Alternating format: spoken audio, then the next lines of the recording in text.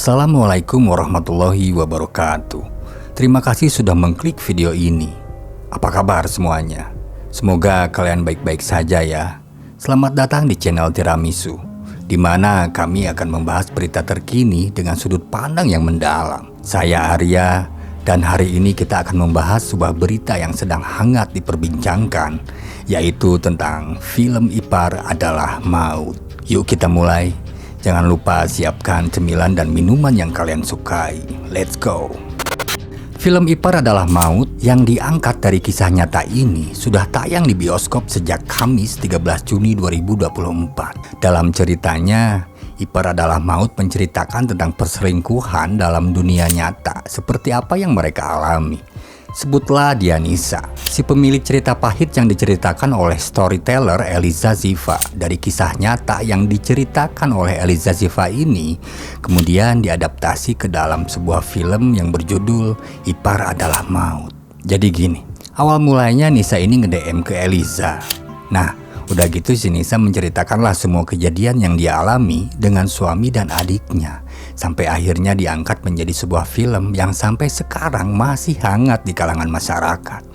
Dalam kehidupan nyata, Nisa tinggal bersama sang suami dan anak sematawayangnya di salah satu kota di Jawa Timur. Nisa memiliki adik perempuan yang bernama Rani. Ketika Rani hendak masuk dunia perkuliahan di salah satu universitas yang ada di Jawa Timur, sang ibu meminta agar Rani tinggal bersama dengan sang kakak yang sudah berkeluarga dan kebetulan juga tinggal di provinsi yang sama. Rani dikirim untuk tinggal di rumah sang kakak dengan tujuan agar sang adik aman ketimbang tinggal di tempat kos. Karena tahulah zaman sekarang ini sangat mengkhawatirkan dengan kehidupan bebas di luar sana. Dari perjalanan panjang, perjuangan Nisa membuktikan kecurigaannya terhadap Aris, yaitu suaminya sendiri. Telah banyak hal yang ia lalui sendiri. Menurut Eliza, sosok asli Nisa ini dalam dunia nyata memang lembut, tidak enakan, berusaha berpikir positif, dan selalu berusaha untuk tidak suuzon. Sementara Rani sang adik adalah sosok yang ceria, mudah bergaul, lebih cerewet dan asik. Nisa memang sudah menaruh rasa curiga cukup lama ketika melihat suaminya yang ternyata juga nyaman saat bercerita dengan adiknya itu. Dan menurut Siva, berdasarkan cerita Nisa, Aris dan Rani terlihat seperti satu frekuensi, sehingga keduanya sangat nyambung ketika saling berbagi cerita. Kalau memang bisa kayak umak motong natengenaheun karena pun dan menurut Siva. Dan menurut Siva, berdasarkan cerita Nisa, Aris dan Rani terlihat seperti satu frekuensi, sehingga keduanya sangat nyambung ketika saling berbagi cerita. Nisa yang sudah curiga terlalu lama, selalu merasa tidak nyaman ketika hendak menegur adik kandungnya sendiri, karena takut suuzon. Sehingga dirinya selalu mengubur keinginan untuk membuktikan kecurigaannya tersebut. Hingga pada akhirnya sang adik yaitu Rani menikahlah dengan laki-laki bernama Yusuf. Yusuf sendiri merupakan teman Aris yang sengaja dikenalkan kepada Rani, atau dengan istilah lain dicomblangkan kali ya. Pada akhirnya Rani dan Yusuf pun menjalin hubungan hingga mereka berdua sampai pada jenjang pernikahan. Nah, setelah sang adik menikah, Nisa merasa sedikit lega. Akan tetapi rupanya setelah Rani menikah, Aris justru berubah. Sudah jarang pulang ke rumah, lebih banyak lembur.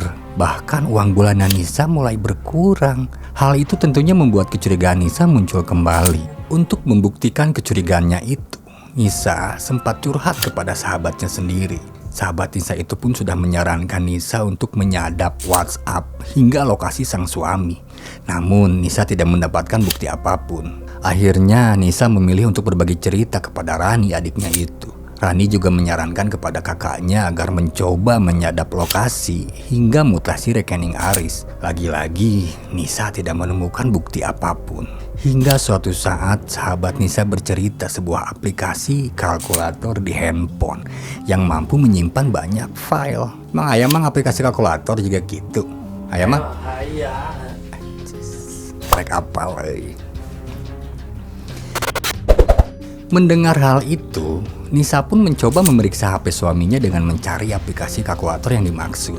Di saat Aris di kamar mandi, akhirnya momen itu dimanfaatkan oleh Nisa dengan memeriksa HP sang suami. Jadi begitu kita buka si aplikasi tersebut, disuruh masukin sebuah PIN atau password atau kode apapun itu. Kalau misalnya PIN-nya salah, aplikasi itu ya seperti kalkulator biasa saja. Tapi kalau PIN-nya benar, maka akan masuk ke dalam sebuah file yang di dalamnya ya mungkin ada banyak hal ya. Nah awalnya Nisa pun gak langsung berhasil. Ya geder tuh. Kimi, Meng, kamu bawa tetang lagi syuting. Nah, awalnya Nisa pun gak langsung berhasil, tapi setelah dicoba dengan password yang biasa suaminya gunakan, karena menurutnya biasanya kalau laki-laki itu gak mau ribet dengan sebuah password, dan biasanya semua password sama. Akhirnya Nisa pun berhasil membuka aplikasi tersebut. Disitulah Nisa mengetahui bahwa suaminya selingkuh dengan adik kandungnya sendiri. Rupanya hubungan Aris dan Rani lebih awet setelah Rani menikah dengan Yusuf. Dari aplikasi kalkulator itu, Nisa menemukan percakapan, foto, hingga video tak senonoh antara suami dan adiknya itu. Nisa pun langsung memanggil Rani dan Yusuf untuk datang ke rumahnya untuk menanyakan hubungan terlarang ini. Sesampainya di rumah Nisa, Rani justru tidak berkata apa-apa saat dicecar dengan banyak pertanyaan dan langsung meninggalkan mereka begitu saja. Saat itu juga Rani pulang ke rumah ibunya, sedangkan Nisa pergi bersama anaknya ke sebuah hotel untuk menenangkan diri karena gak mau melibatkan ibunya dalam hal ini. Tapi karena ibunya merasa khawatir, akhirnya Nisa pun diketahui keberadaannya dan dijemput oleh ibunya yang diantar oleh sahabat Nisa. Akhirnya semuanya tuh berkumpul di rumah ibu Nisa dan Rani. Di rumah itu semua peristiwa diungkap dan Rani pun langsung ditalak oleh Yusuf pada saat itu. Disinilah sifat asli Rani muncul, sampai dirinya mengaku pernah hamil anak Aris sebelum menikah dengan Yusuf. Namun digugurkan dan tidak diketahui oleh Nisa. Di tengah-tengah keluarga yang hadir lengkap itu, Rani mengatakan kekesalannya selama ini yang selalu dibanding-bandingkan dengan kakaknya sejak kecil.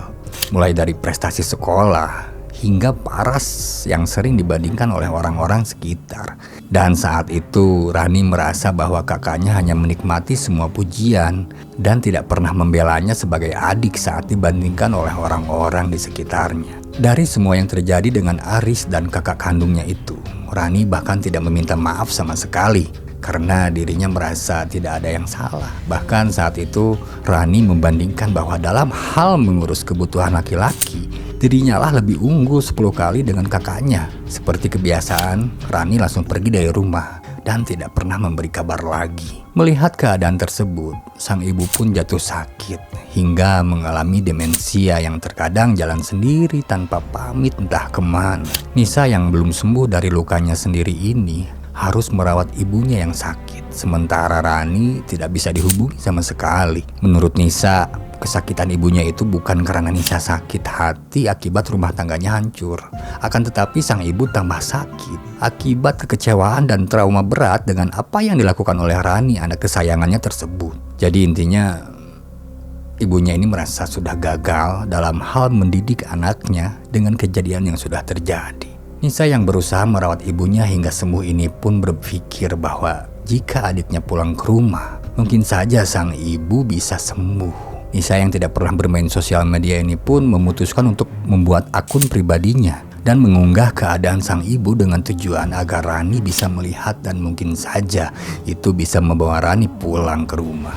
Dan benar saja, setelah beberapa hari kemudian, Rani pun pulang ke rumah. Dengan kepulangan Rani, Nisa berpikir jika menitipkan ibu kepada adiknya dulu, dirinya akan menyelesaikan persoalan dengan sang suami yang sudah berantakan. Namun ternyata Rani juga tidak bisa diandalkan. Ibu Nisa sering jalan sendiri keluar saat Rani tidur. Di sini Nisa memang menilai bahwa Rani memang tidak bisa mengurus ibunya dengan baik. Bahkan di hari di mana ibunya meninggal, Rani masih sempat menghampiri kakaknya yang masih sedih itu dan mengatakan agar kakaknya turun ranjang, agar ia dan Aris bisa bebas membangun hubungan.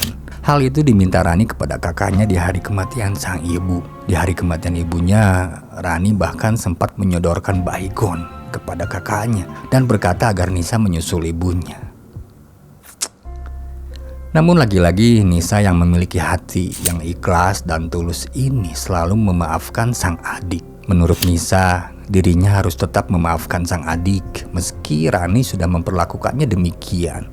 Nisa berpikir bahwa bagaimanapun Rani adalah keluarga satu-satunya yang ia miliki saat ini. Jujur sih ya, saya sangat kagum sama sosok Nisa ini dengan kesabaran dan keikhlasannya yang luar biasa. Dan belum tentu semua orang bisa seperti dia. Nah, bagaimana pendapat kalian tentang berita ini? Apakah langkah yang diambil Nisa sudah benar? Atau adakah hal lain yang menurut kalian perlu dilakukan oleh Nisa? Kalau dari aku sih speechless. Ya, speechless aja dengan sosok Nisa ini. Jujur aja ya, kagum dengan kesabaran dan keikhlasannya ini. Mungkin nggak semua orang bisa bersikap seperti itu dan susah. Semoga dengan adanya cerita yang diangkat dari kisah nyata ini, kita bisa mengambil hal yang baiknya dan membuang hal yang buruknya. Tetap waspada, jaga kesehatan kalian dan baik-baik ya. Jangan ragu untuk berbagi pandangan kalian dengan mengirimkan pesan atau komentar di sini. Saya Arya, sampai jumpa di berita selanjutnya.